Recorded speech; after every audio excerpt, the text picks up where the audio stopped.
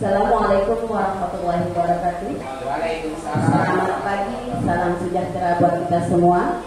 Yang terhormat para Dewan Guru SDN Ceriking 01 pagi. Puji syukur kehadirat Allah Subhanahu wa taala yang telah memberikan kita rahmat hidayahnya sehingga kita berkumpul pada pagi hari ini dalam rangka kegiatan destinasi positif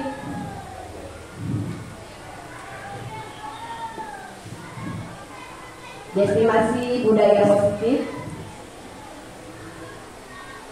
yaitu persentase yang akan disampaikan oleh CGP angkatan 10 yang dibawakan oleh Ibu Nadiana Siltonga. Saya mempertanyaan diri selaku moderator, izinkan saya menyampaikan urutan kegiatan pada pagi hari ini. Kegiatan hari ini akan dibukakan dengan doa yang akan disampaikan oleh Bapak Mukroni. Satu sambutan kepada Pak Mukroni, kepadanya kami persilakan.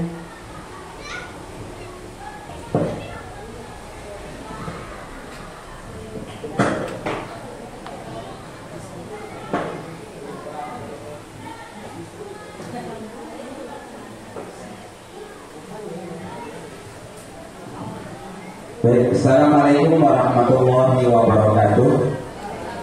Selamat pagi dan salam sejahtera buat kita semua. Yang kami hormati Bapak Ibu peserta persentase penyampaian oleh CGP teman kita, yakni Ibu Nadiana Siltonga yang akan menyampaikan tentang destinasi budaya positif.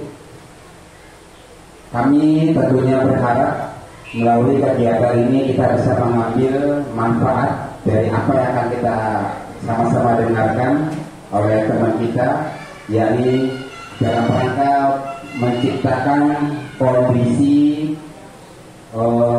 di sekolah kita tentang budaya positif yang tentunya harus kita terapkan dalam kehidupan, baik di dalam kelas, di luar kelas, maupun tentunya berharap agar sekolah kita melalui presentasi ini bisa diambil manfaatnya. Yang paling utama kita menerapkan budaya positif kepada anak-anak kita di dalam kelas dan di sekolah. Oleh karena itu, kepada teman kita Ibu Meliana Siltonga, berharap agar ilmu yang akan disampaikan kepada teman-teman, kepada guru-guru adalah hal yang positif yang harus kita terapkan dan tentunya harus kita pakai, karena kita semuanya berharap bahwa sebagai seorang guru, seorang pendidik, bukan hanya kita menyampaikan materi-materi pembelajaran, tapi juga kita harus menerapkan bagaimana hal-hal yang harus dikerjakan dan hal-hal yang tidak harus dikerjakan oleh peserta didik, sehingga dalam pelaksanaan pembelajaran itu akan mendukung pembelajaran, yakni dengan sama-sama menerapkan budaya positif yang harus dikerjakan baik pada saat pembelajaran maupun pada saat di luar pembelajaran.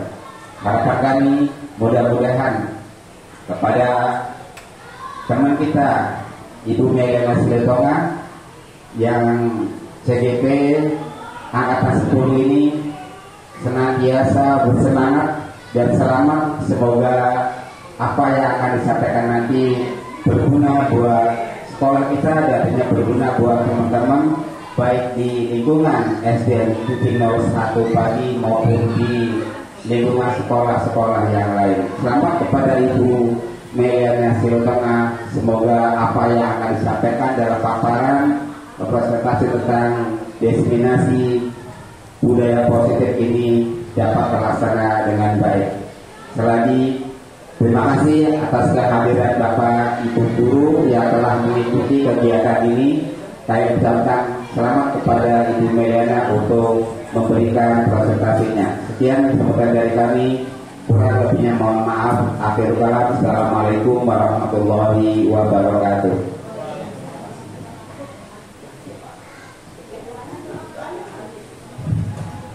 Baik. Lanjut kami lanjutkan kepada Bapak Guru agar kegiatan pada pagi menjelang siang ini senantiasa mendapatkan limpahan berkah dari Tuhan yang Maha Kuasa.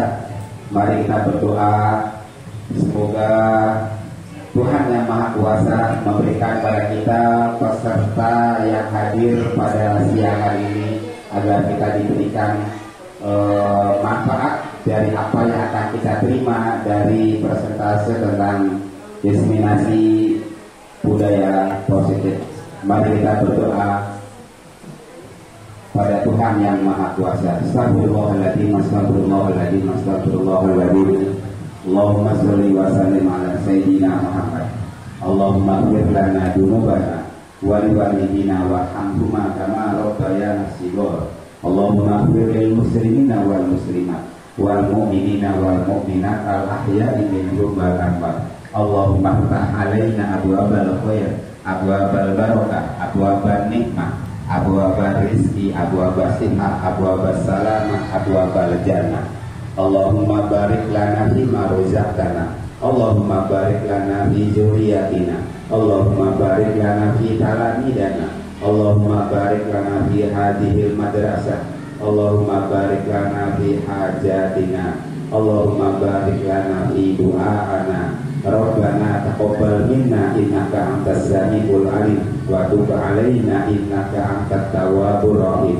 Rabbana la tuzigh qulubana ba'da idh hadaitana wa hab lana min ladunka rahmah innaka antal wahhab. Rabbana atina fid dunya hasanah wa fil akhirati hasanah wa qina adzabannar. Wa sallallahu ala Muhammadin wa ala alihi wa sahbihi wa sallam walhamdulillahi rabbil alamin.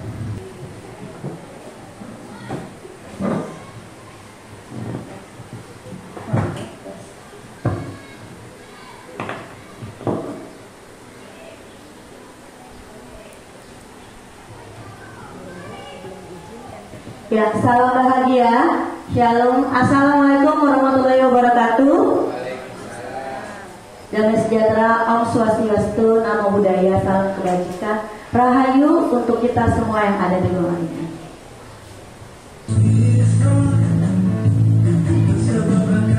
Ya, sebelumnya izinkan saya memperkenalkan diri.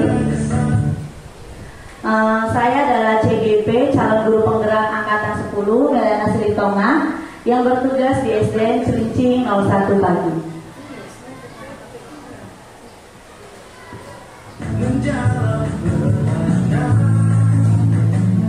Ya Bapak Ibu, hari ini saya ingin memaparkan tentang materi diseminasi budaya positif yang kebetulan memang tugas dari LMS dari guru penggerak, calon guru penggerak angkatan 10, yaitu tentang diseminasi budaya positif. Nah, di dalam diseminasi budaya positif pemaparan yang akan saya sampaikan, ada kompetensi guru di modul ini yang diharapkan kita sebagai guru berkontribusi untuk mencapai kompetensi guru tersebut. Yaitu yang pertama adalah guru memahami pentingnya mengetahui kebutuhan belajar dan lingkungan yang memfasilitasi seluruh individu di sekolah agar dapat meningkatkan kompetensinya secara aman dan nyaman. Nah, selanjutnya guru, yaitu kita semua ya, mampu menggerakkan komunitas sekolah. Kalau saya belajar di dalam calon guru penggerak angkatan 10 itu ada komunitas praktisi. Komunitas sekolah untuk bersama-sama mengembangkan dan mewujudkan visi sekolah yang berpihak pada murid dan berlandaskan nilai-nilai kebajikan universal. Jadi di sini adalah menggerakkan komunitas sekolah. Di sekolah kita kemarin sudah mulai berjalan, sudah mulai membuat ketuanya, wakilnya, humasnya, tapi belum bisa kita actionkan karena kan masih ada syarat-syarat yang harus kita penuhi. Jadi di sini kita diharap mampu menggerakkan komunitas sekolah yang intinya adalah berpusat pada murid.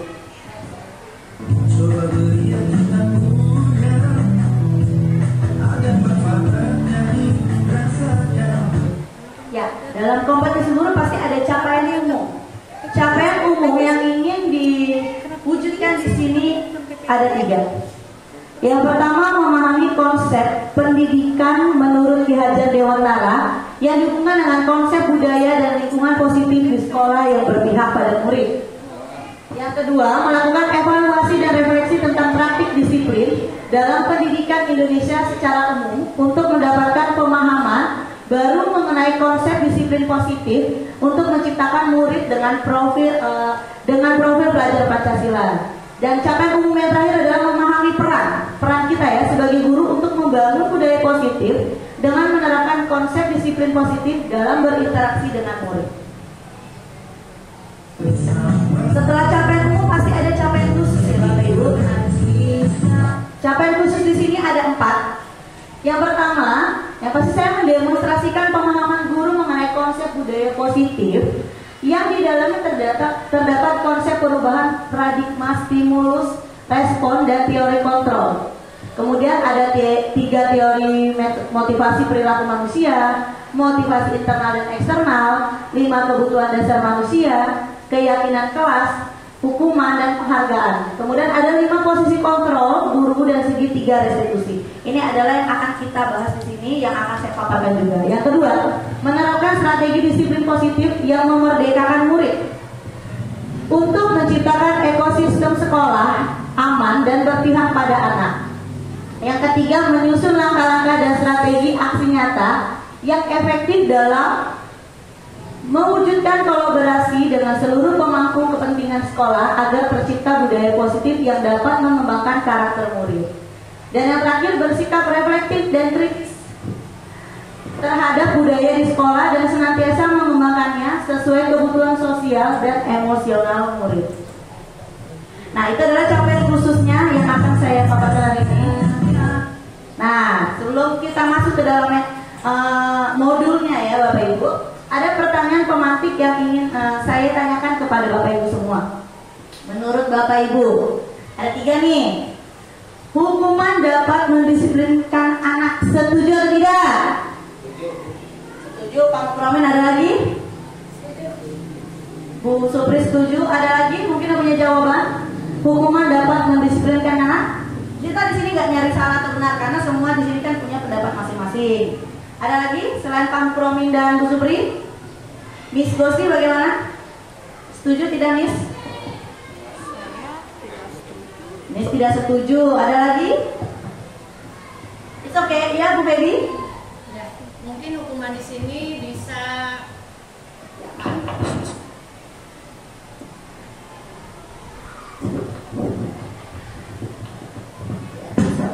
Bu Baby punya jawaban lain ya, sama seperti ini siapa mungkin? Ya, menurut saya hukuman itu kan sifatnya lebih fleksibel terhadap anak. Dilihat dari usia didik anak di umur SD ini untuk kelas 1 dan 6 itu belum sepantasnya untuk mendapat hukuman fisik. Kita bisa alihkan dengan hukuman yang lain, seperti hukuman verbal, bermain dengan otak kanan kiri. Kalau saya pribadi, karena saya di kelas kecil, saya menghukum anak untuk menghitung mundur dari angka 500 ke bawah. Sekalian dia belajar berhitung, sekalian juga dia pusing ya Bu ya. Menurut saya itu udah suatu otak kerja keras juga kalau hukumannya seperti itu. Kalau hukuman fisik saya jujur belum pernah sih. Mungkin ada masukan yang lain. Terima kasih Bapak Ibu. Oh iya, terima kasih Bu Baby untuk jawabannya. Bu Supri mungkin? Ya, Terima kasih Bu Supri bagaimana? Hukuman saya sudah ada di kelas rendah ya. Ya. Jadi kalau hukuman di sini saya memang tidak ini ke fisik. Jadi tadi hukuman verbal. Karena kalau saya suruh nyanyi. Nyanyi yuk di depan. Biasanya saya pancing dengan kalau bisa lagu-lagu nasional, meskipun kadang-kadang lagu belum terlalu menguasai lagu nasional sambil kita pantun. Jadi Ibu setuju tapi dengan cara positif gitu ya Bu ya? Cara positif dengan menyanyikan bernyanyi gitu. Terima kasih Bu Supri. Terima kasih Bu Supri. Ya, selanjutnya nih yang kedua, pemberian hukuman dengan hal positif seperti membaca, seperti kita yang mau ngasih anak hukuman, baca aja gitu kan. Membaca atau membersihkan halaman sekolah dapat meningkatkan disiplin anak. Setuju atau tidak? Ayo mungkin Pak Mugromir, setuju atau tidak Pak Mugromir? Saya ulang ya Pak. Pemberian hukuman nih dengan hal positif seperti membaca. Jadi hukumannya tuh membaca atau membersihkan halaman sekolah dapat meningkatkan disiplin anak. Bapak setuju atau tidak? Setuju. Setuju. Ya, karena kalau kesalahan-kesalahan yang dilakukan oleh anak dan kita membiarkan, berarti kita tidak langsung memberikan kepada anak itu akan berulang-ulang, karena dia merasa bahwa kesalahan yang dia lakukan tidak ada teguran, tidak ada semacam sanksi dari guru, maka dia akan terus mengulang. Tapi dengan memberikan hukuman yang positif, mau tidak mau anak itu merasa bahwa akan memperbaiki kesalahan yang dia lakukan. Oh, jadi setuju tapi dengan hal positif itu ya Pak ya. Terima kasih Pak. Ada lagi yang punya jawaban lain? Bu Dini, setuju atau tidak setuju? Oh, Pak Fuad, maaf. Nanti Bu Dini ya berarti ya. Ya Pak Fuad silakan Pak.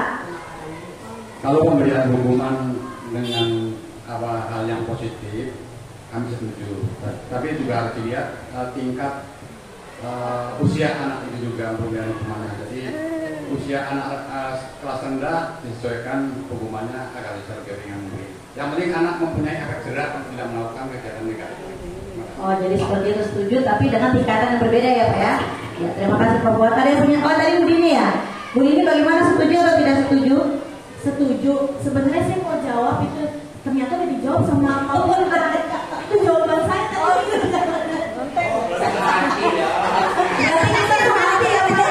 Tadinya saya mau jawab itu, cuma udah terjawabkan oleh Pak Fuad. Setuju kok. Biar anak jadi efek jerah juga sih. Tergantung dengan tingkatan kelasnya.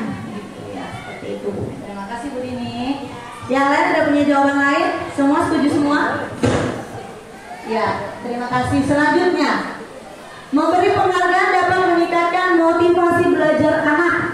Penghargaan kan macam-macam ya setiap kita guru ya. Menurut Bapak Ibu semua di sini, memberi penghargaan dapat meningkatkan motivasi belajar anak. Apakah setuju atau tidak setuju, Bu Sari? Setuju. Silakan Bu Sari. Biar terdengar terlihat dulu cara yang cantik ini. Memberi penghargaan dapat meningkatkan motivasi belajar anak itu memang benar. Penghargaan itu bisa berupa pujian atau bisa berupa reward yang lain gitu. Nah, jadi kalau anak misalnya telah berbuat yang positif terus kita kasih pujian atau reward yang lain atau berupa benda atau apa, itu anak akan semakin meningkat. Oh, jadi Ibu setuju ya motivasi belajar anak diberikan penghargaan ya? Iya. Oh ya, dan tadi untuk yang hukuman positif saya nggak setuju. Oh ya, saya tidak setuju. Iya. Yang hukuman positif untuk mendisiplinkan. Kalau hukuman positif ya, tapi kalau hukuman apa dapat mendisiplinkan anak itu ya. Tidak setuju ya? Oke, baik. Terima kasih Bu Sari untuk jawabannya. Karena kita di sini semua berpendapat ya, bisa punya pendapat yang berbeda. Ada lagi selain Bu Sari? Penghargaan dapat meningkatkan motivasi belajar anak? Pak Yopi. Pak Yopi, menurut Pak Yopi apa? Meningkatkan motivasi belajar anak? Kalau menurut saya memberi uang untuk anak-anak itu sangat penting ya, karena akan memberikan motivasi untuk yang lain. Contoh saya di sepak bola itu memberikan reward setiap sebulan sekali. Ya, itu ada 60 siswa yang saya pilih 6 pemain terbaik di setiap bulannya, dan itu akan memicu anak-anak yang lain. Jadi penting banget memberikan reward ke anak-anak. Jadi seperti itu. Jadi Pak Yopi setuju ya? Ya, terima kasih. Nah, ini keseruannya dari sini Bapak Ibu. Dari pertanyaan pemantik ini kan ada yang setuju, ada yang tidak setuju. Nah, di materi ada 6 materi yang akan saya sampaikan nanti. Kita nanti akan terjawab dari modul yang saya belajar ya, dari modul di guru penggerak di modul 1.1 sampai dengan 1.4. Semua intinya tentang 3 pertanyaan ini.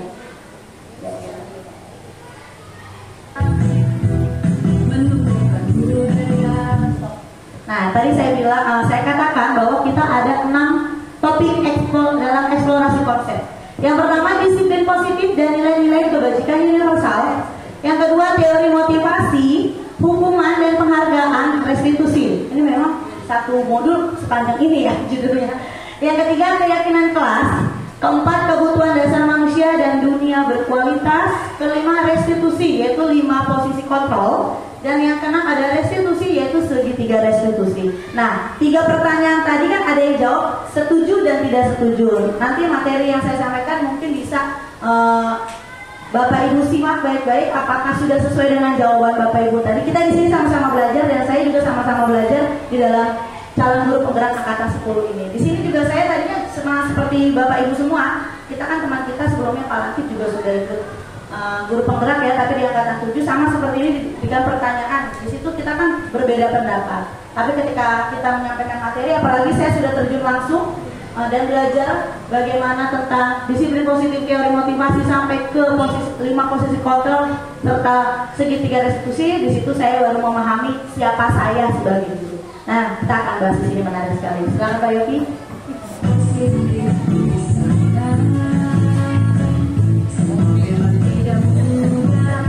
Oke, stop. Nah, yang pertama akan kita bahas eksplorasi konsep pembelajaran 2.1, yaitu disiplin positif dan nilai-nilai kebajikan universal. Sebelum kita masuk ke dalam materi, coba colek temennya di kiri atau di kanan, masih lanjut gitu. Coba Bapak Ibu supaya masih konsen dulu, masih lanjut. Masih lanjut. Masih lanjut. Iya, lanjut ayo ini. Stop. Nah, ini di sini. Tadinya perubahan paradigma. Di sini saya mau sambil berliterasi kita ya, tapi kita langsung terjun langsung. Bapak Ibu bisa mengepal tangannya seperti ini dulu, coba entah yang kanan atau yang kiri, suka-suka Bapak Ibu dah. Satu aja, jangan dua-duanya. Ya, kepal kayak gini. Bisa yang mengepal ya? Oke, udah. Saya cuma mau Bapak Ibu bisa mengepal tangan Anda, turunin lagi. Ya, ada A dan B. Nah, di sini ada ilustrasinya, tapi langsung saja saya mempraktekkan. Coba di sini kita berpasangan nggak? 1, 2, 3, 4, 5, 6, 7, 8, 9, 10, 11. Nggak ada pasangan. Nggak ada pasangannya. Kasihan nggak ada pasangannya. Queen. Ya, Bapak Ibu, pasangan aja ya, pasangan. Ayo coba, mana temennya udah dapat pasangannya belum? Nah, sekarang gini, siapa yang mau ngepal tangan, siapa yang mau membujuk? Kira-kira nih, teman yang di kepala tangannya, misalnya seandainya di kepalanya, misalnya Bu Sari nih contohnya, Bu Sari misalnya mau ngepal ya, contoh, tak terserah. Bu Sari, apa? Ada sesuatu yang berharga di sini, entah cita-cita, entah harapan, entah itu barang berharga, emas, berlian, atau seandainya. Tapi jangan diberitahu dulu, pokoknya yang berharga di dalam hidup Bapak Ibu di kepala. Yang satu temannya membujuk supaya dibuka, kebuka nggak? Kira-kira dibujuk, dikelidikin, dibujuk, dirayu, apa ntar saya kasih kamu ini coklat atau saya kasih nanti penilaian analisis saya ngerjain deh. Kira-kira dibuka nggak sama temannya? Tapi temannya ini ntar sesuatu yang berharga. Nanti di akhir baru diberitahu kenapa tidak mau buka dan apa yang berharga itu yang di kepala. Atau ada mungkin yang membuka nanti. Ya coba ya sekarang yuk. Siapa yang mau ngepal, siapa yang mau rayu? Ini kenapa ngepal dulu? Ini kenapa ngepal dulu? Ayo ngepalnya mau suruh siapa yang ngepal siapa yang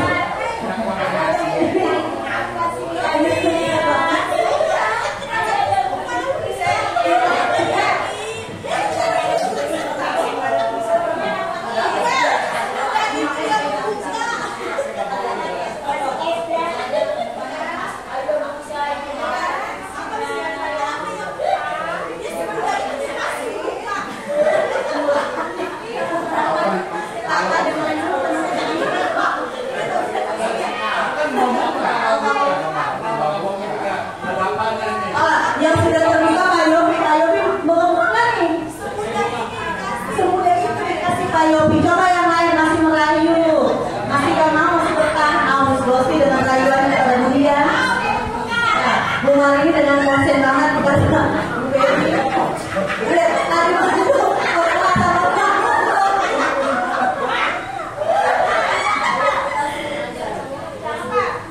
Ya. Ya sudah ya. Sekarang saya mau tanya, yang masih bertahan dengan kepalanya siapa? Oh, Pak Muromin. Siapa lagi yang masih bertahan? Bu Supri. Oh, ini Bu Dia, Bu Supri.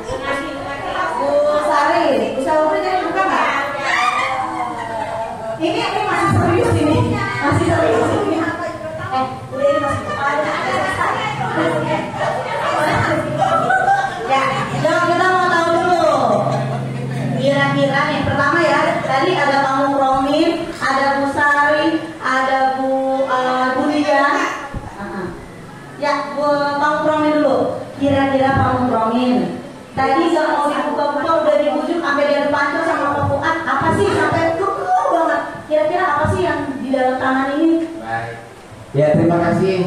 Kenapa saya masih berpegang dan tidak membuka kepala saya, kepala tangan saya? Karena kepala tangan saya ini adalah sesuatu sangat berharga buat hidup saya, buat keluarga saya, buat keutuhan. Makanya kami hanya bisa membuka pada saat saya ada di dalam rumah saya. Saya mengetahui hanya istri dan anak-anak saya. Oh, nggak boleh. Kami adalah rahasia dan komitmen kami dalam membina, menciptakan suatu keharmonisan saya di rumah. Rahasia banyak orang. Iya, komitmen. Ya saya hanya membukanya di depan anak dan istri saya. Terima kasih Bang Buramin. Selanjutnya ada lagi nih, Bu Dia sampai dirayu dikasih tuh sama Gosi nggak mau membuka. Saya penasaran, apa sih Bu Dia yang dipukul dan nggak mau dibuka sampai Miss Gosi tadi tuh merayunya dengan penuh gombalan? Apa Bu Dia yang dipukul? Apa cuma ngomong doang?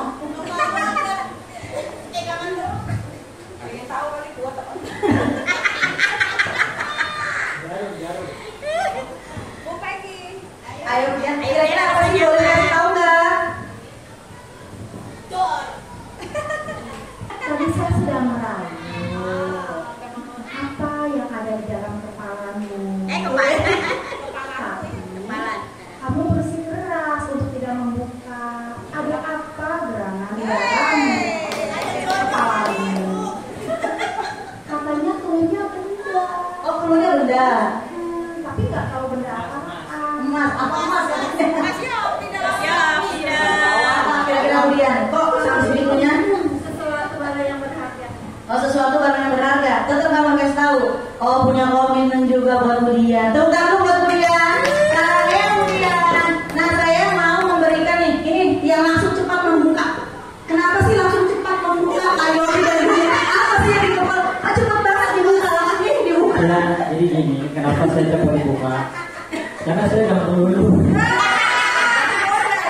Ya, yang pertama komitmen sebagai laki-laki itu nggak boleh berikhlas dengan perempuan. Jadi kita harus mengalah dengan perempuan. Kecuali kalau contoh di sebelah kanan saya laki-laki, mungkin saya akan kepal itu nggak bakal terbuka. Tapi karena perempuan saya harus mengalah. Karena mengalah itu bukan kalah, tapi menunda kemenangan. Berarti kalau perempuan gak tergoda ya, rayu. Beda dulu ntar apa dulu nih? Ini kan Iya, oke. Tepuk tangan buat Pak Yopi, silakan ya Pak Yopi. Iya. Silakan Pak Yopi, kembali lagi. Ya, Bapak Ibu, tadi ada yang tidak mau membuka, ada yang akhirnya mau terbuka, ada yang membukanya cepat, ada yang lama, tergoda, dirayu mungkin ya. Betul seperti yang disampaikan oleh Pak Maulana tadi adalah suatu komitmen. Ya pasti seperti kita kan pernah waktu kecil kan punya benda kesayangan mungkin ya, gak mau diberikan kepada siapapun, disimpan, nanti sampai kita marah kalau benda itu mungkin hilang gitu ya. Itu seperti itu. Bisa suatu benda, bisa itu orang yang terkasihi ya, tersayang seperti Pak Mukromi sampai akhir nggak dikasih tahu tapi tetap dikepal bahwa Pak Mukromi ternyata mempunyai komitmen yang sangat tinggi ya. Selanjutnya adalah perubahan paradigma. Ada teori kontrol atau teori pilihan, ilusi kontrol. Ada 4. Yang pertama, ilusi guru mengontrol murid. Yang kedua, ilusi bahwa kritik dan membuat orang merasa bersalah dapat menguatkan karakter. Yang ketiga, ilusi bahwa semua penguatan positif efektif dan bermanfaat. Ilusi itu kan masih remang-remang berarti ya Ibu. Yang terakhir, ilusi bahwa orang dewasa memiliki hak untuk memaksa. Seperti yang tadi dilakukan. Ada yang merayu, ada yang paksa buka nggak gitu kan. Itu kan ilusi ya, bahwa orang dewasa dapat memiliki hak untuk memaksa. Selanjutnya Pak Evi. Stop. Ya, di sini ada perubahan paradigma stimulus respon, teori kontrol atau teori pilihan. Siapa sesungguhnya memiliki kontrol? Di sini ada stimulus. Kenapa masih kosong? Saya berikan nanti. Saya beritahu. Saya buka di open ya. Nanti yang di sini masih kosong. Yang di sini adalah teori kontrol atau pilihan. Inilah yang kita pelajari. Kita berusaha memahami pandangan orang lain tentang dunia. Ada yang Anda yang bisa mengontrol diri Anda. Apakah betul? Kolaborasi dan konsensus menciptakan pilihan-pilihan baru, model berpikir menang-menang. Ini semua ada di materi teori kontrol. Selanjutnya Pak Yopi, bagaimana dengan stimulus respon menjadi Nah, selama ini kita melaksanakan yang mana nih Bapak Ibu? Apakah kita masih di stimulus respon atau kita sudah mulai di teori kontrol atau pilihan? Contoh, kita mencoba mengubah orang agar berpandangan sama dengan kita. Misalnya nih Bu Anna, ini merah, tapi Bu Supri bilang ini kuning, misalnya. Terus yang ini misalnya biru, Bu Supri bilang ini hijau, tapi Bu Anna ngomong ini biru, gitu loh. Nah, biasanya ada penekanan kalau kita mencoba orang berpandangan sama dengan kita ya. Tapi di teori kontrol ternyata kita berusaha memahami pandangan orang lain tentang dunia. Misalnya, contohnya Bu Anna bilang langit itu warnanya biru. Terus Bu Supri nanti biru yang mana? Biru kan macam-macam. Nah, Bu Anna mulai memahami pandangannya si Bu Supri. Bukan biru lalu Bu, kalau biru seperti ini. Misal biru yang ada, ya Bu Anna mulai mengajak Bu Supri misalnya keluar gitu. Bu Anna mulai memiliki pandangan. Akhirnya Bu Supri juga berusaha memahami pandangan tentang Bu Anna gitu. Selanjutnya, perilaku buruk dilihat sebagai suatu kesalahan kalau di dalam stimulus respon. Tetapi ternyata di teori kontrol semua perilaku memiliki tujuan. Kadang ada yang dianggap orang buruk. Misalnya Bu Dini menganggap yang dilakukan oleh saya buruk, tapi saya belum tentu melihat apa yang dilakukan Bu Dini buruk, karena semua orang mempunyai tujuannya, tapi caranya berbeda. Seperti itu juga kita terhadap murid ya. Selanjutnya, orang lain bisa mengontrol saya. Jika di dalam stimulus respon, orang lain bisa mengontrol saya. Tapi di dalam teori kontrol hanya Anda yang bisa mengontrol diri Anda. Ketika Anda nih, seperti Bu Marini, misalnya Bu Marini udah lelah mengerjakan sesuatu gitu kan, gak mungkin karena Bu Feby yang bilang udah Bu Marini istirahat aja, itu kan berarti orang lain bisa mengontrol kita. Tapi Bu Marini merasa tubuh Bu Marini ini udah gak kuat nih, kayaknya saya harus istirahat dulu. Kan kita yang tahu diri kita kapan istirahatnya, kapan mulai bekerja lagi. Jadi di dalam teori kontrol Anda tidak bisa mengontrol orang lain ya. Kalau dalam stimulus respon saya bisa mengontrol orang lain. Selanjutnya, pemaksaan ada pada saat bujukan gagal. Kalau di teori kontrol, kolaborasi menciptakan pilihan-pilihan baru. Nah, kita sekarang ini kan disuruh berkolaborasi terus. Kenapa? Karena ketika kita berkolaborasi, ternyata kita menemukan buah-buah pikir yang baru yang cocok dengan tujuan kita apa gitu. Selanjutnya, di stimulus respon, model berpikir menang kalah. Ini menang, ini kalah kalau di stimulus respon. Tetapi di dalam teori kontrol, model berpikir harus menang-menang. Nah, kita ready?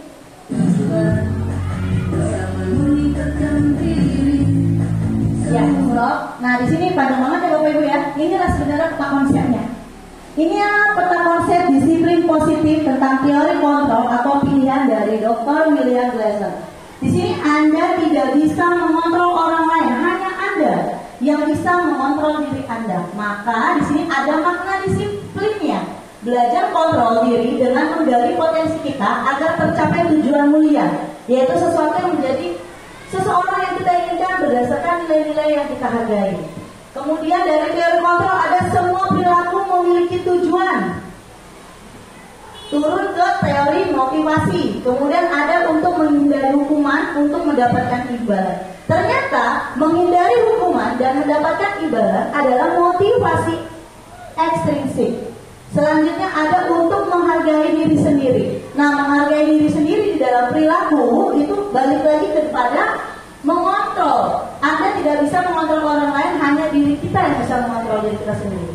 Selanjutnya, dalam semua perilaku ada nilai-nilai kebajikan universal yang nanti akan turun kepada keyakinan kelas. Selanjutnya ada model berpikir menang-menang, yaitu kolaborasi menciptakan pilihan-pilihan baru. Ada 5 posisi kontrol di sini. Yang pertama, kita nih sebagai guru, apakah kita sebagai guru penghukum? Ataukah kita sebagai guru pembuat rasa bersalah? Ataukah kita guru sebagai teman? Apakah kita guru sebagai pemantau atau yang terakhir kita guru sebagai manajer?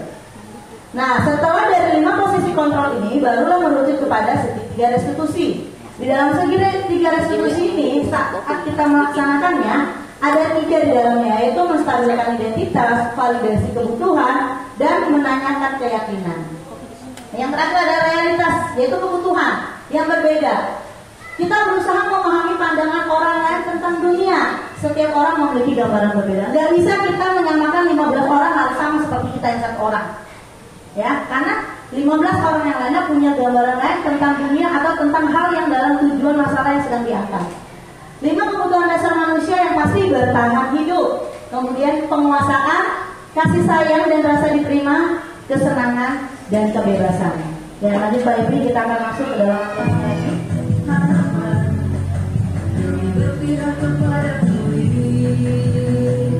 Stop. Apakah makna disiplin? Ternyata kata disiplin itu berasal dari bahasa Latin yang artinya adalah belajar. Makna asal dari kata ini berkonotasi dengan disiplin diri dari murid, yaitu Socrates dan Plato. Disiplin diri membuat orang menggali potensinya menuju sebuah tujuan. Jadi disiplin diri itu menggali potensi kita menuju sebuah tujuan apa yang dihargai. Selanjutnya, namun dalam budaya kita nih, bangsa Indonesia, bangsa Asia, makna kata disiplin telah berubah menjadi sesuatu yang dilakukan seseorang pada orang lain untuk mendapatkan kepatuhan. Kecenderungan umum adalah menghubungkan kata disiplin dengan ketidaknyamanan, bukan dengan apa yang kita hargai atau pencapaian suatu tujuan mungkin. Misalnya gini, orang Asia sudah terbiasa disiplin itu seperti beban atau tanggung jawab atau peraturan. Supaya apa katanya? Untuk mendapatkan kepatuhan, kecenderungan umum. Padahal disiplin dalam bahasa Latin apa tadi Bapak Ibu? Belajar artinya, yaitu disiplina. Maknanya itu disiplin diri itu membuat potensi menuju sebuah tujuan apa yang dihargai. Tapi bangsa kita ini sudah terbiasa dengan disiplin itu harus patuh, cenderung umum, hubungan kita dan kita merasa tidak nyaman. Bukan karena kita merasa dihargai atau pencapaian suatu tujuan mulia. Selanjutnya Pak Yofi. Oke, stop. Kita nilai-nilai kebajikan universal. Kita masuk ke dalam materi nilai-nilai kebajikan universal.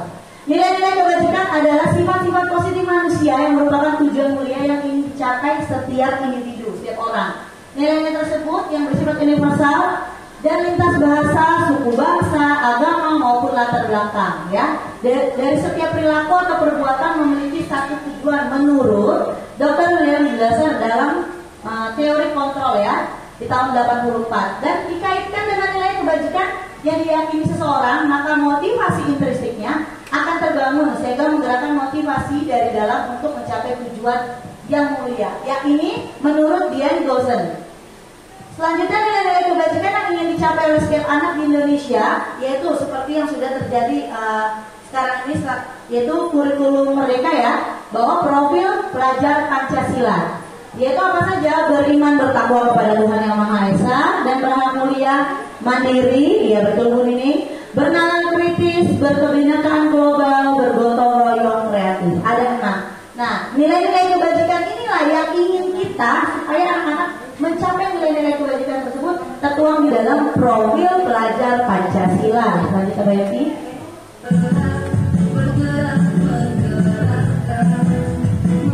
Oke, stop. Nah, itu adalah modul yang sudah selesai. Selanjutnya kita akan masuk ke modul eksplorasi konsep pembelajaran teori motivasi, hukuman dan penghargaan restitusi. Ya, supaya acaranya makin hidup, saya mau semua bangkit berdiri dulu deh. Kita ice breaking dulu. Karena supaya nggak ngantuk juga, ya, dia nggak bangunin. Betul itu. Mas, silakan minum, saudara minum. Ya, kita mau ice breaking dulu. Kalau saya bilang salam sejahtera, Bapak Ibu bisa bilang salam bahagia tapi dengan bahasa tubuh Bapak Ibu. Misalnya salam bahagia Bapak Ibu pagi hari ini itu apa? Apa bikin tanah hill? Apa seperti ini? Atau seperti ini? Jadi suka-suka Bapak Ibu, ya. Salam bahagianya seperti apa yang Minggu pagi hari ini. Bahagia. Ayo Kak Yopi, silakan. Oh Kak Yopi di sini aja ya, ya. Bu ini, ya lanjut ya. Saya akan sebut. Salam sejahtera. Oke, saya itu.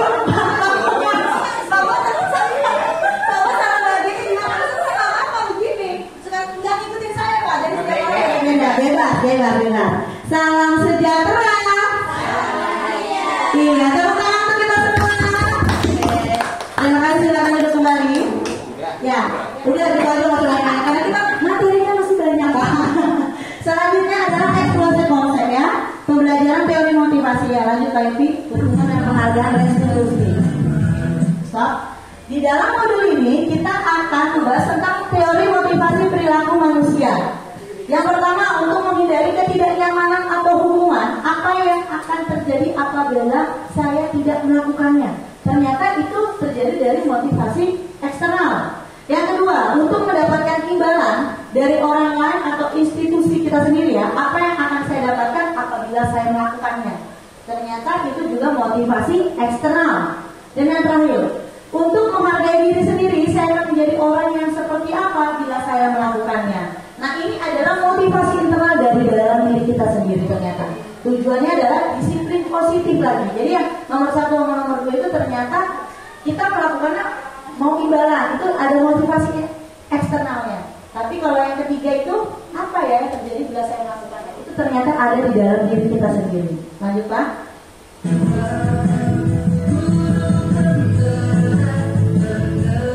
Oh ya, ada yang masih ingat ini siapa wajahnya kelihatan nggak? Yang di situ kelihatan ya, kakek siapa itu ya? Kakek siapa yang kelihatan Bu Supri? Iya, tepuk tangan buat Bu Supri, betul. Ya. Ki Hajar Dewantara adalah Bapak Pendidikan Indonesia ya, Bapak Pendidikan kita di Indonesia. Merdeka katanya, merdeka menurut Ki Hajar Dewantara. Nah ini di modul 1 saya belajar tentang filosofi KHD, yaitu mungkin belum ada tahu ya KHD itu Ki Hajar Dewantara. Merdeka itu artinya tidak hanya terlepas dari perintah, akan tetapi juga cakap buat memerintah diri sendiri. Konsep ini ada di dalam pemikiran konsepsi Ki Hajar Dewantara ya, ada di bukunya juga pada halaman 469. Ternyata merdeka menurut Ki Hajar Dewantara adalah tidak hanya terlepas dari perintah. Kadang-kadang orang bilang merdeka, ternyata dia belum merdeka. Tetapi juga cakap untuk memerintah dirinya sendiri. Lanjut Pak Eki.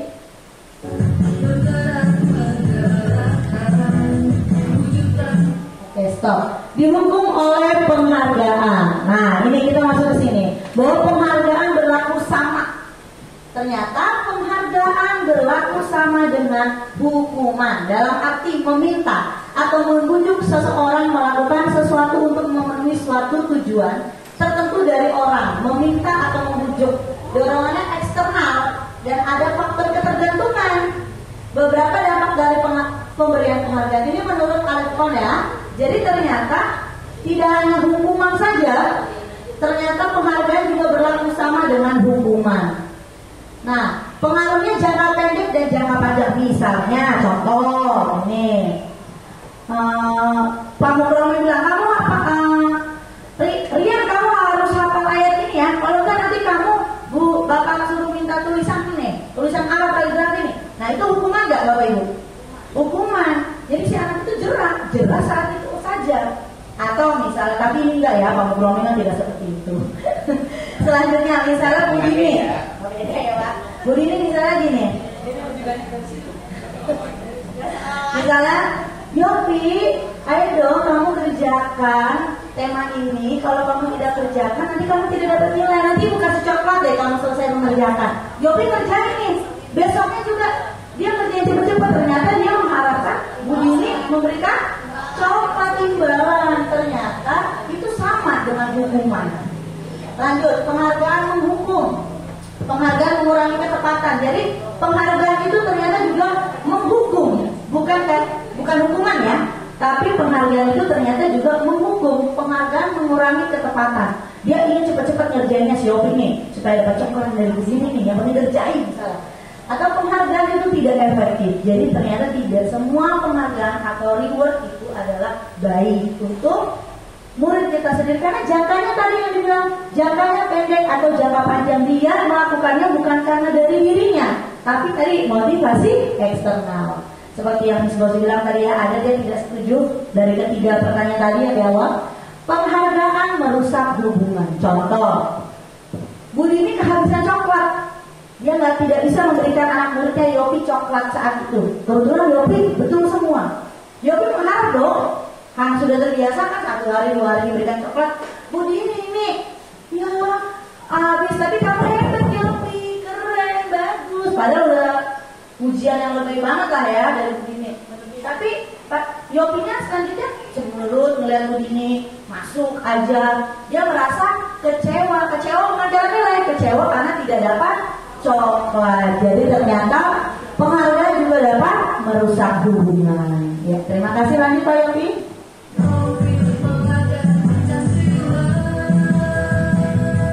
Selanjutnya dihukum oleh penghargaan. Jadi penghargaan menurunkan kualitas. Dia pengen cepat aja. Oh nanti ada penghargaan, nanti dapat reward nih dari perusahaan, misalnya dapat bintang. Yang penting selesai, nggak tahu dengarnya kayak gimana. Atau dia pengen selesai dengan caranya benar semua, dapat bintang dari gurunya. Oh akhirnya dia nyontek sama temennya. Akhirnya merusak kualitas si anak gak? Merusak kualitas diri si anak tersebut. Penghargaan mematikan kreativitas. Tadi sama, dia ingin cepat, dia ingin betul semua. Dia maju, mungkin gurunya bilang, oh kamu kurang tepat. Tapi dia mundur lagi, dia berjalan aja. Akhirnya dia nyontek sama temennya. Atau dia meniru punya temennya, bukan kreativitasnya sendiri. Penghargaan mengurangi motivasi intrinsik. Itu motivasi dari dalam. Kita kan mau, kadang-kadang yang sebenarnya itu adalah motivasi dari dalam diri kita lah yang dapat mengembangkan kreativitas kita sendiri. Tadi kita Pak Yopi.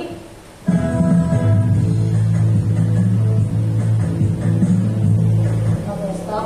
Bentuk program kebajikan. Nah ini apresiasi. Dalam memberikan apresiasi atau pengakuan perlu diingat beberapa hal. Ini saya pelajari di awal-awal modul 1.1 dan 1.2. Bahwa ternyata kita itu juga butuh apresiasi atau pengakuan ya. Yang satu, beri dukungan secara khusus. Yang kedua, beri pengakuan secara pribadi, intern saja gitu loh. Jadi bukan karena di depan banyak orang terus akhirnya kan dia pengen mau nanti gurunya suatu saat memuji dia, mengakui dia di depan semua orang. Nah itu ternyata tidak perlu. Kita bisa juga dengan face to face atau secara pribadi. Yang ketiga, pengakuan kepada semua murid bergantian. Kalau mau kepada semua murid, kalau mau diakui atau memuji anak di dalam kelas, jangan satu. Semua harus kita puji karena semua anak memiliki karakter dan kreativitas berbeda-beda. Yang selanjutnya, beri pengakuan secara konsisten. Nah, kita harus konsisten memberi pengakuan tersebut. Yang kelima, fokus pada proses. Kadang kan yang penting hasil akhir. Kalau saya memang pribadi bukan tidak peduli, tapi lebih peduli kepada proses. Bagaimana? Sama seperti kita kalau mengoreksi matematika ya Bapak Ibu, hasil akhirnya ini. Tapi kita lihat cara si anak kan 1, 2, 3 anak mengerjakan dengan cara berbeda. Bagaimana prosesnya? Kok ini caranya udah benar, hasil akhirnya salah, dia kurang tepat. Tapi dia udah benar prosesnya gitu. Ada yang caranya jawabannya benar, prosesnya ini berbeda. Jadi itu proses. Jadi tidak hanya di hasil akhir. Proses itu dibutuhkan. Sama seperti kita semua di sini. Ketika kita punya tugas masing-masing, tugas tambahan. Atasan kita itu gak hanya melihat hasil akhir, tapi dia juga melihat proses kita bagaimana mengerjakan hal tersebut. Selanjutnya Pak Yopi.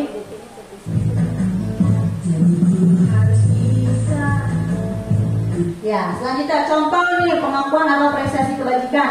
Pembuka, kemarin saya diperhatikan, nilai kebajikannya ada rasa empati yang besar sekali. Situasinya bagaimana? Pada saat menolong murid baru di kelas kita. Atau saya menghargai, nilai kebajikannya apa kalau menghargai? Kepedulian. Situasinya pada saat kita membantu teman-teman di dalam tugas kelompok. Ada lagi pengakuannya terima kasih. Untuk apa nih? Biasakan ya kalau orang Asia kan memang terbiasa ya untuk mengucapkan kata terima kasih kalau diminta bantuan. Nah, kemudian nilai kebajikannya rasa tanggung jawab. Situasinya pada saat kita memungut kertas-kertas yang berserakan di lantai. Misalnya contohnya kita pungut nih sama-sama kertas di lantai. Terus ada temanmu juga yang memungut membantu. Kita kan pasti bilang terima kasih. Nah kalau di Cilincing 1 sudah terbiasa dengan budaya apa Miss Gusti? Tomat ya. Tolong, maaf, dan terima kasih. Jadi apa tadi? Tolong, maaf, terima kasih. Selanjutnya Pak Yopi.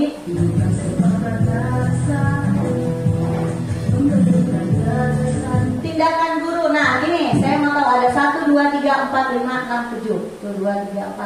6, 7. Menurut Bapak Ibu yang ganteng-ganteng dan cantik-cantik, mencatat 100 kali di dalam buku kalimat, di dalam buku dengan kalimat saya tidak akan terlambat lagi karena terlambat ke sekolah. Hukuman atau konsekuensi? Hukuman. Siapa yang setuju itu hukuman, tunjuk tangan. Hukuman.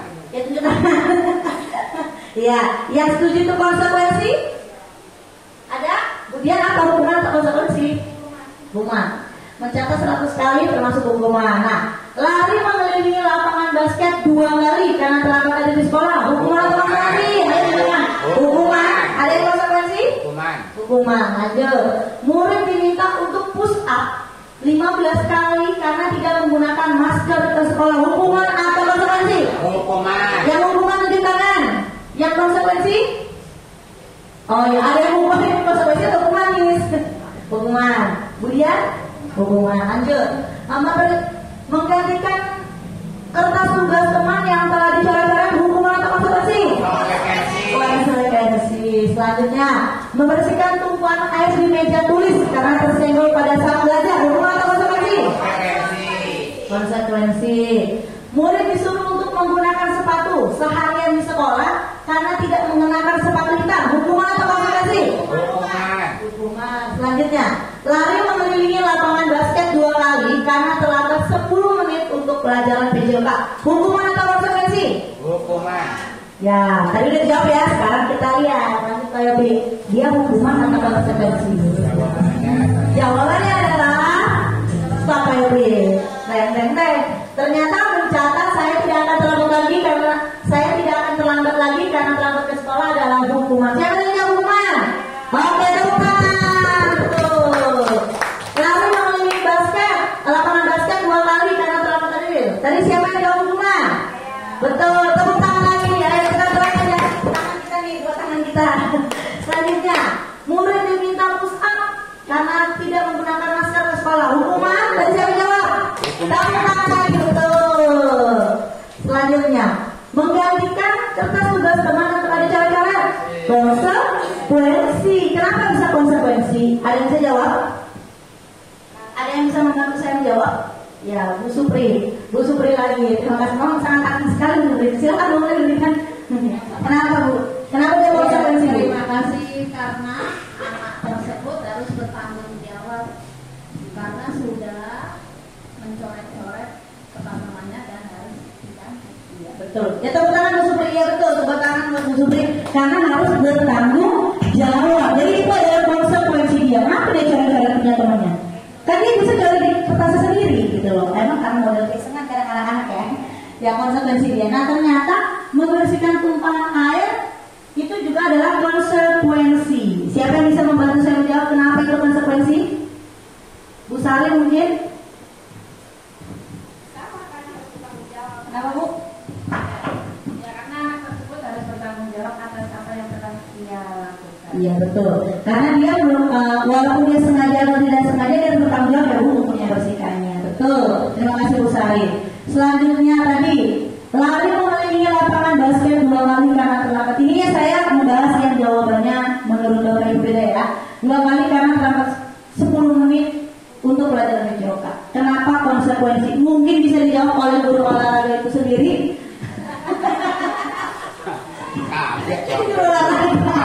Lari mengelilingi lapangan basket 2 kali. Kenapa konsekuensi? Saya sih nggak pernah pakai ini ya Bu.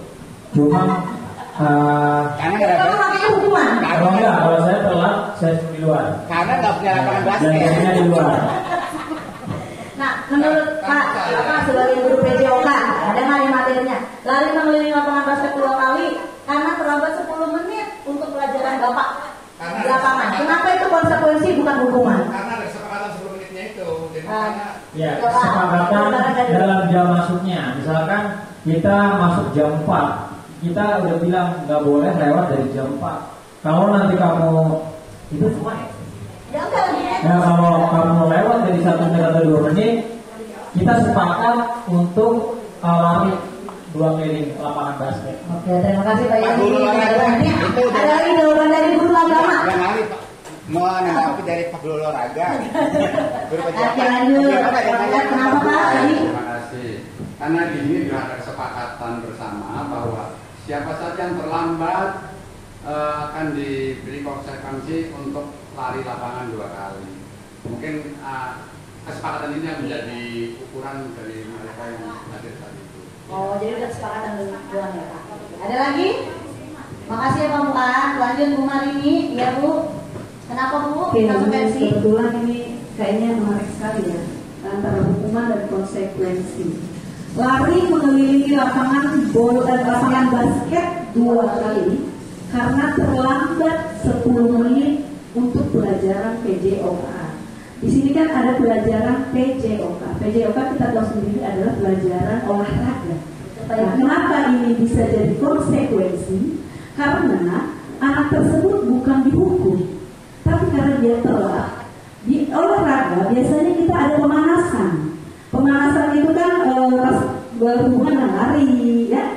Jadi itu karena dia telat, teman-temannya kan udah masuk ke pelajaran tersebut, dia telat. Ya udah dia lari sendiri, pemanasan sendiri. Jadi, makanya dikatakan itu adalah konsekuensi karena di pelajaran PJOK memang kalau untuk pemanasan itu adalah lari. Jadi itu bukan hukuman, tapi konsekuensinya kamu telat berarti kamu lari sendiri. Gitu, untuk mengenai lapangan. Nah itu termasuk pemanasan sebelum masuk ke materi pelajaran PJOK. Itu dari saya. Terima kasih Bu Marini. Oh ya, ada lagi. Barangkali menanggapi dari yang menanggapi. Terima kasih Bu Marini. Bu Marini. Bagaimana dan kaitannya dengan yang nomor 2? Kenapa kalau lari mengelilingi lapangan basket 2 kali terlambat dinamakan? Menarik sekali pertanyaannya Pak Barangkali ya. Oh ya, di situ juga ada tentang lari mengelilingi lapangan basket 2 kali karena terlambat hadir di sekolah. Ya, kenapa termasuk hukuman? Karena belajar di sekolah itu bukan lari, tapi belajar di dalam kelas. Ya, ini kan tadi kan kenapa yang dibawa konsekuensi karena ada pelajaran PJOK-nya. Kalau yang di situ yang nomor 2 bukan pelajaran PJOK tapi terlambat hadir di sekolah. Terlambat hadir di sekolah adalah suatu peraturan dari sekolah ya. Kalau misalnya anak itu telat, mungkin ada konsekuensi yang harus dilakukan oleh anak tersebut untuk menciptakan disiplin waktu gitu ya. Jadi kalau untuk mengelilingi lapangan itu udah beda jalur. Berarti dia harusnya belajar di kelas, tapi dia disuruh keliling lapangan sebanyak 2 kali. Dia sudah ketertinggalan pelajaran di dalam kelas. Yang kedua, fisiknya kita suruh lari padahal dia bukan pelajaran PJOK. Nah itu termasuk hukuman. Itu bedanya dengan yang terakhir. Ya Bapak? Terima kasih. Ya. Sama-sama. Terima kasih Bu Marini. Ya, saya temani lagi kembali ya jawabannya. Betul yang dijawab oleh Pak Fuad, Bu Marini dan Pak Yopi tadi walaupun itu kurang konsisten dari jawabannya ya. Ya. Kenapa sih mengelilingi? Tadi saya mau menjelaskan tapi Bu Marini sudah tepat sekali penjelasannya bahwa ada kata-kata PJOK. Sebelum belajar PJOK, kita PJOK itu belajarnya itu ada 2 tempat, di kelas dan di lapangan. Di kelas untuk materi, di lapangan untuk yang fisiknya ya Pak Yopi. Sebelum melakukan praktek fisiknya itu harus ada pemanasan. Ketika dia terlambat, teman-temannya kan sudah pemanasan. Nah dia harus pemanasan sendiri. Mungkin dia malu, tapi itu udah konsekuensi. Sebelumnya inilah akan ada yang namanya kesepakatan kelas sebelumnya. Jadi kesepakatan kelas itu gak hanya terjadi di kalau di SD di wali kelas sendiri, dengan guru bidang studi pun bisa. Kenapa tadi Pak Muhammad pertanyaannya terlambat ke sekolah hukuman dari lapangan basket? Ya tadi jawabannya karena bukan pelajaran PJOK. Apakah dia sedang pelajaran agama ataukah dia sedang pelajaran kita sendiri? Ketika anak sudah di kelas materinya sudah di halaman 4, itu anak halaman 1 ini belum, karena dia harus lari. Anak-anak itu terlambat itu Bapak Ibu kadang-kadang kita tidak tahu apa masalah dia di rumah, atau nggak punya masalah tapi di jalan mungkin apa angkotnya atau kendaraan yang dinaiki kehabisan bensin sehingga dia keluar. Kita kan nggak tahu ya apa yang terjadi selama proses dia dari rumah sampai ke sekolah sehingga dia terlambat tadi. Jadi itu memang benar hukuman kalau yang dibawa konsekuensi. Ya, terima kasih untuk jawabannya yang sangat baik dan bagus. Ya lanjut Pak Yopi.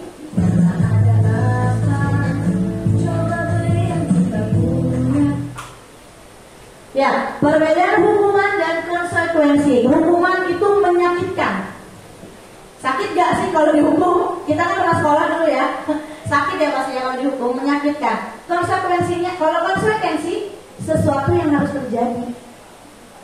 Sebelum terjadinya ada konsekuensi, kita sudah sepakat dulu, membuat kesepakatan dulu bersama. Enggak hanya bukan guru ya, tapi kita melibatkan juga murid karena kita posisinya materinya di sekolah, jadi kita murid dengan guru. Kemudian membuat anak sakit. Hukuman itu adalah membuat anak sakit, baik fisik maupun perasaannya, yaitu di dalam hatinya, untuk jangka waktu yang lama. Apakah kita yang ada di sini ada yang masih ingat guru kita memberi hukuman apa? Masih ada yang ingat gak? Dulu apa waktu SD, SMP, SMA, apa jajaran waktu kuliah? Berapa Miss? Apa Miss? Coba Miss gosip saya tertarik. Saya berbagi pengalaman ya Bapak Ibu Guru, teman-teman. Waktu SMA itu masih terngiang sama saya sampai sekarang, kelas 2 SMA. Memang itu tidak direncana, tidak terjadwal, entah kenapa setiap pelajaran fisika, tepatnya hari Selasa, saya selalu terlambat. Nah, yang terlambat itu yang duduknya di belakang saya dengan teman sebangku saya. Jadi yang di belakang berdua itu saya kosong. Kami berdua itu selalu terbiasa hari Selasa kelima tangan, setelah itu duduk di depan kelas sampai pelajarannya selesai. Sampai selesai. Jadi 2 mata pelajaran fisika selesai baru boleh masuk. Itu pengalaman saya. Jadi hukuman ya Miss ya. Terima kasih Miss untuk pengalaman berguraunya. Nah, ternyata Miss Glossy sudah sampai jadi guru, dia masih mengingat apa yang terjadi dulu waktu sekolah ya Miss ya. Ternyata hukuman itu bisa membuat anak mengingat dalam jangka waktu yang lama. Sedangkan konsekuensi membuat anak merasa tidak nyaman dalam jangka waktu pendek. Tetap sama-sama tidak nyaman tapi jangka waktu pendek. Karena sebelum terjadi konsekuensi tersebut kan ada kesepakatan. Ketika dia selanjutnya bisa menyepakati hal tersebut, dia tidak terjadi lagi konsekuensinya. Selanjutnya anak membenci kedisiplinan kalau hukuman. Sedangkan konsekuensi anak menghargai dari dalam dirinya tentang disiplin. Nah, hukuman paksaan, sedangkan konsekuensi stimulus tanggapan. Hukuman mendorong anak menyakiti diri sendiri, sedangkan konsekuensi mendorong anak agar mudah menyesuaikan diri. Hukuman adalah konsep diri yang buruk, sedangkan konsekuensi adalah konsep diri yang baik. Hukuman adalah anak belajar untuk menyembunyikan kesalahan. Setuju gak? Kalau anak-anak menyembunyikan kesalahan karena dihukum? Benar ya? Jadi anak-anak supaya nggak dapat hukuman, jadi sembunyikan kesalahannya. Dia sadar dia melakukan kesalahan. Sedangkan konsekuensi anak belajar untuk mematuhi peraturan. Hukuman ada rasa marah, rasa bersalah, dipermalukan, merasa tidak dihargai. Sedangkan konsekuensi adalah kehilangan hak, dibuat tidak nyaman atau diasingkan dalam waktu yang sementara. Sekali lagi, tetap rasa ini ada, tapi karena tidak menjalankan kesepakatan yang sudah ada di kamu. Lanjut.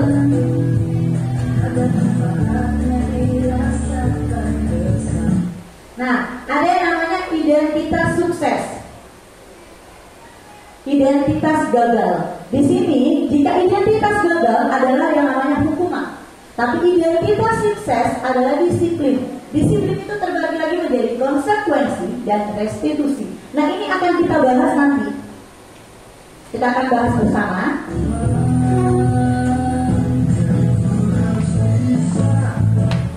Nah, ciri-ciri restitusi. Yang pertama, bukan untuk menebus kesalahan, namun untuk belajar dari kesalahan.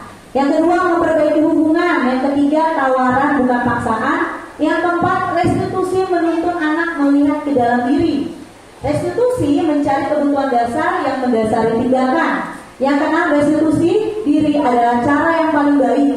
Restitusi fokus pada karakter, bukan tindakan. Restitusi fokus pada solusi. Restitusi mengembalikan murid yang berbuat salah pada kelompoknya.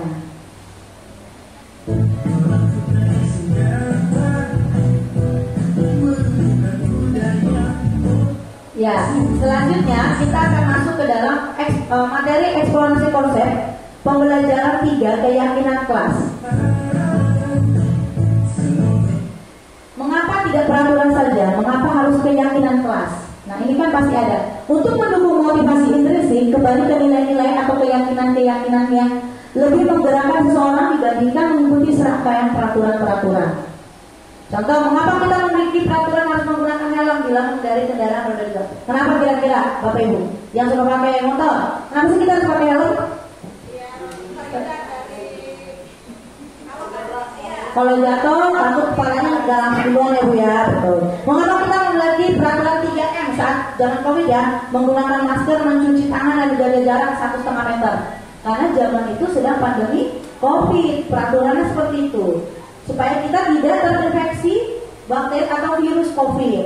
Yang ketiga, mengapa kita memiliki peraturan harus datang tepat waktu pada saat mengikuti pelatihan? Disiplin, supaya tidak mengganggu juga jalannya pelatihan dan kita tidak ketinggalan materi-materi di dalam pelatihan. Nah, di dalam sini ada yang namanya budaya positif. Ini besar ya Bu. Dari budaya positif ke lingkungan positif. Dari lingkungan positif ke keyakinan kelas.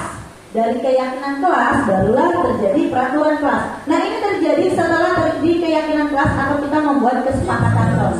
Nanti kita akan simak bersama-sama. Nah, ini adalah contoh dari kesepakatan kelas. Ini saya berikan contoh posternya ya, kesepakatan kelas.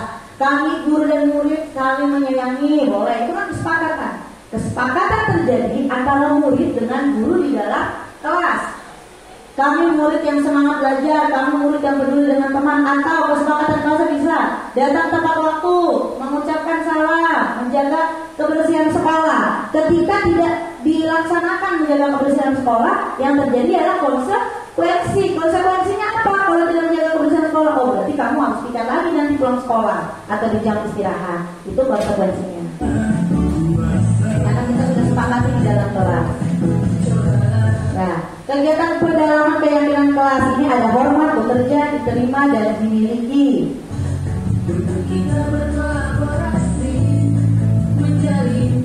Ya, kegiatannya seperti tadi ini ya Pak, Bapak Ibu. Hormat, tampak seperti datang tepat waktu, tidak tampak seperti sering hadir terlambat. Nah, ini akan terjadi jika kita sudah membuat sebuah kesepakatan.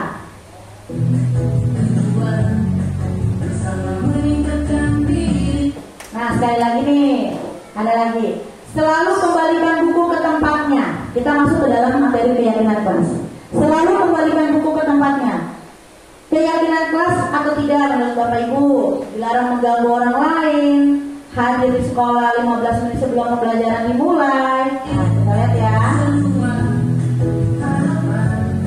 Nah, selalu kembalikan buku ke tempatnya. Di dalam keyakinan kelas ternyata bentuk tanggung jawab. Dilarang mengganggu orang lain, ternyata keyakinan kelasnya adalah menghormati orang lain.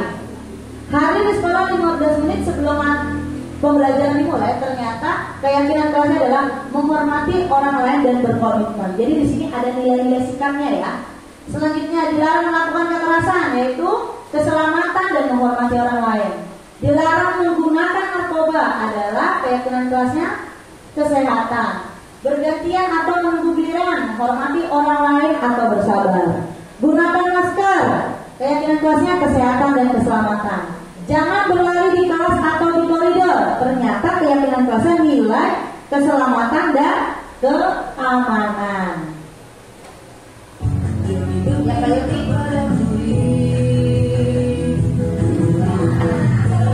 Ya, selanjutnya akan saya tayangkan video contoh membuat keyakinan kelas, yaitu kesepakatan kelas. Terima kasih kelas pertama. Hari ini guru mau membuat keyakinan kelas bersama kalian. Keyakinan kelas kelas sama seperti kesepakatan kelas. Kalian mau bagaimana di kelas 6 ini? Misalnya contohnya nih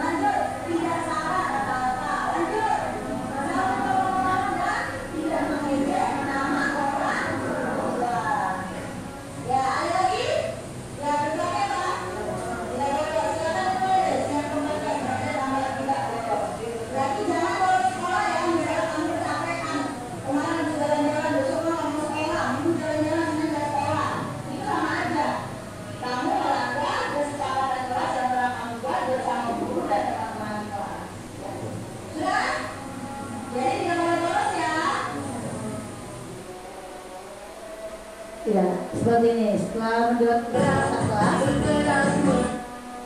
kesepakatan kelas, tadi bisa dipajang di mading kelas ya. Jadi di sekolah kan punya mading, kelas juga ada madingnya. Sekreativitas guru tersebut. Ya, selanjutnya adalah eksplorasi konsep pembelajaran 4 kebutuhan dasar manusia dan dunia berkualitas. Kita review sebentar ya, sedang lagi. Ya, sudah lanjut.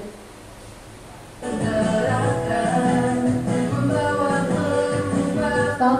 Ya, kebutuhan dasar manusia. Kita sebagai manusia butuh apa sih? Rasa kasih sayang dan rasa diterima, penguasaan. Ini saya lambangkan dengan beberapa gambar. Kebebasan kupu-kupu, karena kupu-kupu punya sayap, binatangnya cantik, jadi saya taruh kupu-kupu. Kemudian kesenangan balon. Kenapa? Karena balon itu ketika kita lepas dia bebas kan? Bebas apa? Terbang di atas. Jadi kebebasan. Nah, ini adalah bertahan hidup, kebutuhan dasar manusia. Lanjut lagi.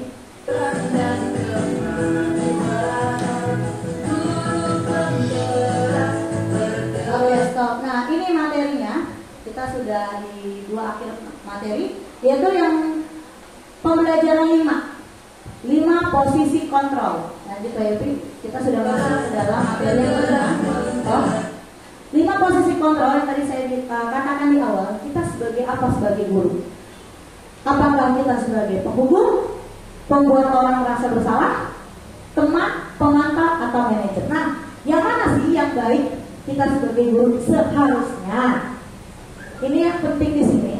Jika kita motivasinya guru berbudi, jika kita penghukum, menghardik atau menunjuk-nunjuk, menyakiti, menyindir, itu kalau kita sebagai penghukum. Jika kita sebagai membuat murid sebagai orang yang bersalah, berceramah dan mengatakan seharusnya itu kecewa sama kamu, bapak kecewa sama kamu, ternyata kita sebagai guru yang membuat si murid merasa bersalah. Yang ketiga, sebagai teman, bagus gak sih sebagai teman?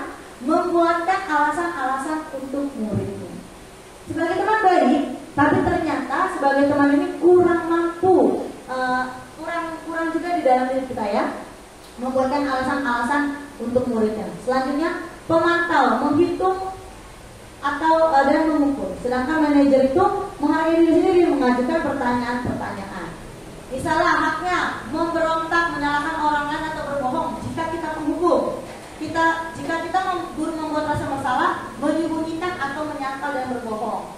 Kemudian identitas ini berhasil atau sukses kalau kita guru sebagai teman, ketergantungan. Merasa nggak Bapak Ibu? Kalau anak merasa bebas, merasa kita teman, yang kadang-kadang dia suka-sukanya, seenaknya aja gitu.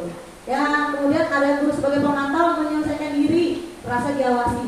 Sedangkan kita, jika kita sebagai manajer, kita menguatkan diri kita pribadi. Lanjut Pak Yati. Ini ada lagi tadi.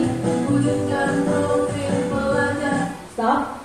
Pertanyaannya, saya kecewa sekali dengan kamu. Ini ya Bapak Ibu.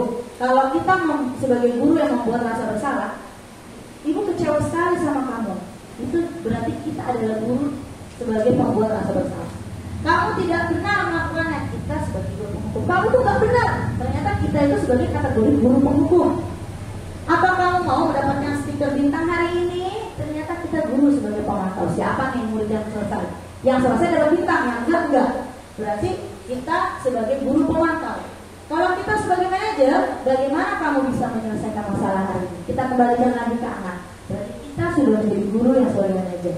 Atau kita guru memulai kamu selalu yang paling terakhir, itu juga guru sebagai penghukum. Nah, dari kelima kontrol tadi, sudah di manakah kita? Apakah kita sebagai teman, penghukum, pembuat rasa bersalah, pemantau, atau kita sudah di paling atas, sudah sebagai manajer? Salah satu nih, tidak ada di dalam diri semua itu, di dalam diri kita. Jadi kita tuh salah satu jika, nah makanya ketika saya sudah masuk ke dalam pelajaran calon guru penggerak ini, ternyata saya itu di teman, penghukum, dan pemantau. Ternyata itu kurang baik juga dirasa. Sebagai teman juga kita kurang pas juga kan, seenaknya nanti gitu loh. Sebagai penghukum juga nggak baik tadi, ternyata anak merasa takut juga bersalah. Sebagai pemantau juga kita jadi memantau gitu loh. Ternyata yang paling baik adalah kita sebagai manajer. Kita akan kembali. Lanjut lagi.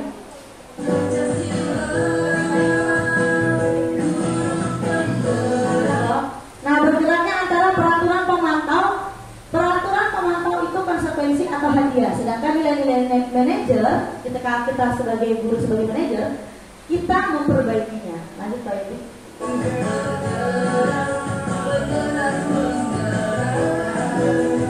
Oke, stop. Nah, kita sudah masuk di materi akhir.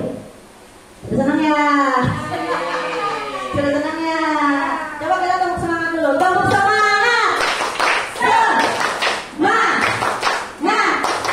Semangat! Yes, yes. Oke, materi terakhir nih. Eksplorasi konsep pembelajaran anak segitiga restitusi. Jadi kayak ini.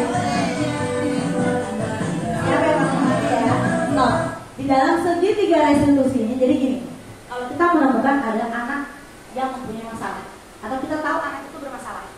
Contoh masalahnya bisa macam-macam. Apakah dia bolos? Masalah itu dari kesepakatan kelas yang kita buat, tapi dia tidak mematuhinya gitu loh. Berarti kan jatuhnya ke konsekuensi ya. Suara saya terdengar ya Bapak Ibu? Nah, nggak bisa. Nah, di sini ada yang namanya menstabilkan identitas. Setiap orang pasti pernah melakukan kesalahan. Kamu bukan satu-satunya yang pernah melakukan ini. Itu kita sedang ada di dalam segitiga restitusi. Mungkin kita semua sudah melakukannya, cuma nggak tahu tahapan-tahapannya nih Bapak Ibu. Ternyata kita di tahapan pertama menstabilkan identitas. Kemudian kita masuk ke dalam validasi kebutuhan. Adakah cara lain efektif mendapatkan apa yang kamu butuhkan? Itu kan merujuk lagi ke dalam kesepakatan kelas. Ya? Kamu tentu punya alasan mengapa melakukan hal itu. Kita harus tahu anak ini kenapa kesiangan. Karena proses dia dari rumah ke sekolah kan pasti panjang ya. Atau kenapa dia bolos sekolah gitu loh. Lanjut lagi ke menanyakan keyakinan. Disinilah nilai-nilai apa yang telah kita sepakati. Kamu ingin menjadi orang seperti apa? Kita kembalikan lagi ke murid. Jadi dapatlah nanti konsekuensi. Dari sinilah segitiga restitusi.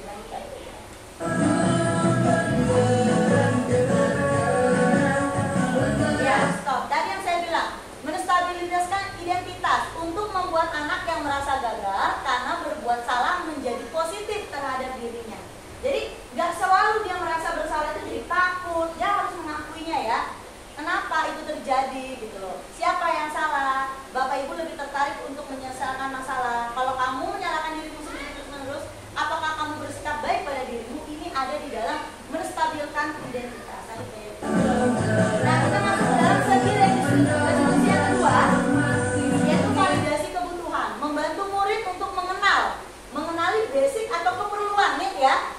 Kebutuhan dasar yang ingin dipenuhinya ketika melakukan kesalahan itu. Pada dasarnya setiap tindakan manusia tujuannya adalah memenuhi basic atau keperluannya. Apakah itu power, freedom, kebebasan, love, and intelligence, cinta ya atau kebutuhannya, fun atau survival. Contohnya, kamu bisa saja melakukan hal yang lebih buruk tapi kamu tidak melakukannya. Nah, kita sedang ada di dalam validasi kebutuhan. Pernahkah kita bertanya kepada murid, apa yang penting bagi kamu? Ternyata itu kita sudah ada di segitiga restitusi. Lanjut Pak. Nah, di dalam segitiga restitusi yang terakhir ada yang namanya menanyakan keyakinan. Anak melihat kesalahannya dihubungkan dengan norma sosial dan nilai-nilai yang mendasari manusia berinteraksi dengan orang lain. Contoh, apa nilai yang kita percaya di kelas kalau kita sudah membuat kesepakatan atau keyakinan kelas ya?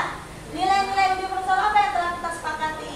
Kelas yang ideal itu seperti apa sih nak? Kamu ingin jadi apa nak? Nah, ini kita sudah di dalam segitiga restitusi yang terakhir yaitu menanyakan keyakinan.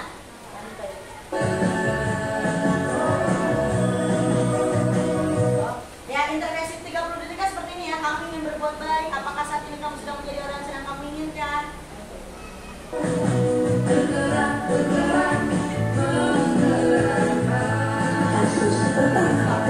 Ya, jadi di sini saya akan memberikan contoh sebelumnya, memberikan contoh tentang bagaimana menjalankan segitiga restitusi.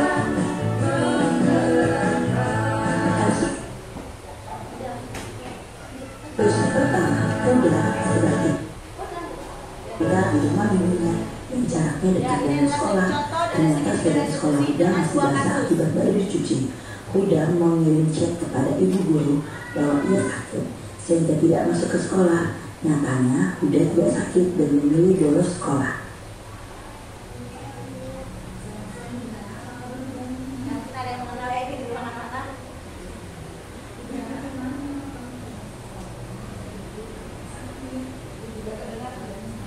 Ya, padahal saya sudah Ya, ini adalah murid saya yang bolos sekolah. Nah, di tahap ini saya sedang melakukan menstabilkan identitas.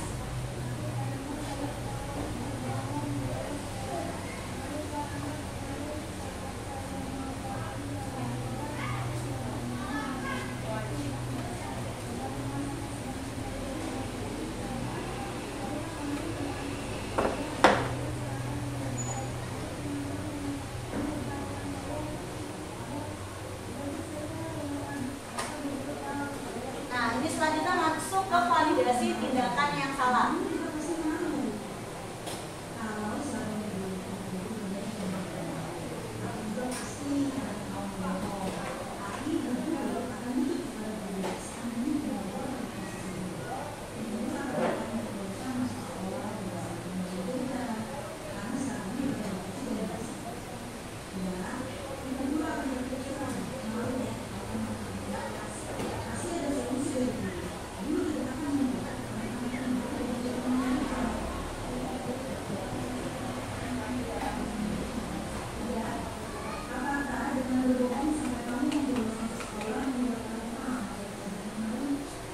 Selanjutnya yang terakhir menanyakan keyakinan.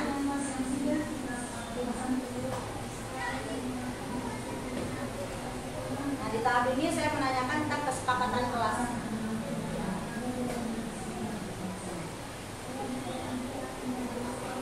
Akhirnya anak itu sendiri yang menyadari dari dalam dirinya, jadi dari motivasi intrinsik si anak sendiri.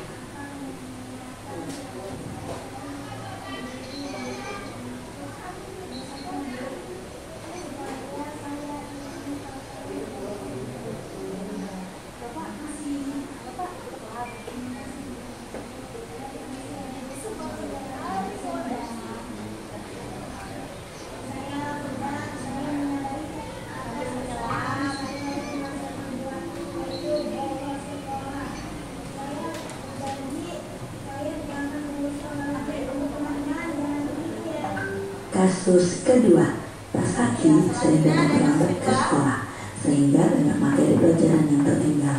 Tas kaki sering terlambat akibat menonton dan membuat video TikTok hingga larut malam.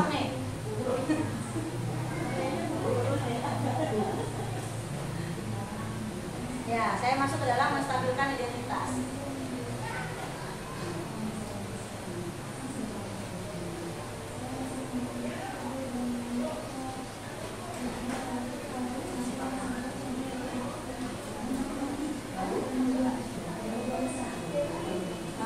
Validasi tindakan yang salah.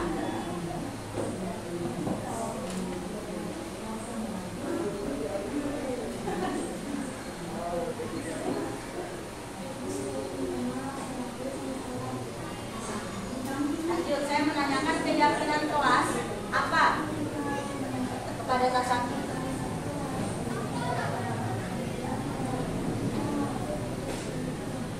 Saya menanyakan kembali seharusnya seperti apa konsekuensinya dan balik lagi dia bertanggung jawab sendiri karena ada motivasi dari dalam dirinya.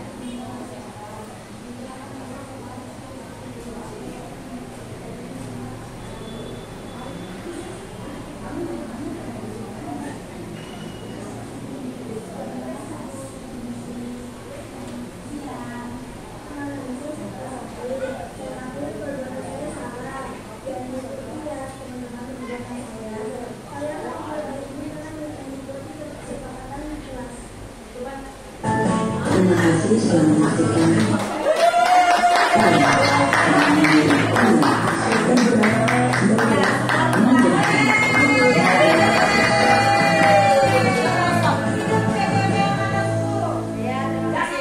Selanjutnya saya melakukan refleksi nih sebelum ditutup doa oleh pengumumannya. Hal baru apa yang mengubah paradigma saya yang saya dapatkan? Kira-kira ada yang mendapatkan hal baru? Masih ya, kita masih memberikan dukungan kepada anak. Oke, ada linknya. Oh ya, tepuk tangan dulu, benar. Ternyata ada kita mau berlaku sebagai murid. Kalau pengumuman apa? Dapat kesepakatan itu diberikan ada kesepakatan bersama, ada ada sanksi yang di bersama Oh ya, yang ditaati. iya. Ketika kita membuat kesepakatan kelas itu, kita bertanya nanti kepada anak kalau ini tidak terjadi konsekuensinya apa. Jadi si anak sudah tahu semua. Jadi lebih efektif ya Pak ya, kalau kesepakatan tidak Lanjut yang kedua, perasaan apa yang muncul sama mengikuti sesi ini, khususnya makna, disiplin dan motivasi. Bagaimana perasaan Bapak Ibu semua di sini? Apakah materi baru? Lanjut, peran Among seperti apa yang telah dilakukan selama mengikuti modul ini? Sudah pasti dalam mengikuti modul ini dapat hal-hal baru ya? Dari modul tadi. Yang terakhir, saya akan menjadi Among yang seperti apa? Tadi Bu Supri sudah menjawab, saya mau jadi guru yang menjadi seperti manajer. Apakah kita semua di sini mau menjadi seperti guru yang manajer?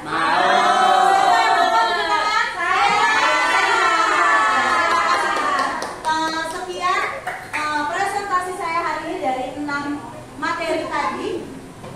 Untuk Bapak Ibu semuanya, saya ucapkan terima kasih kesediaan waktunya di sini menyaksikan presentasi saya hari ini. Acara saya kembalikan lagi kepada Buangan. Buangan, maaf, kita udah nggak ada ayat daripada itu. Ya. Ibu Meriana Teacher. Dan selanjutnya itu dapat menutup dengan membaca Alhamdulillah Rabbil Alamin. Alhamdulillah Rabbil Alamin. Hari ini, mohon maaf apabila ada kata-kata yang kurang berkenan di hati Ibu Bapak. Terima kasih. Wassalamualaikum warahmatullahi wabarakatuh. Waalaikumsalam.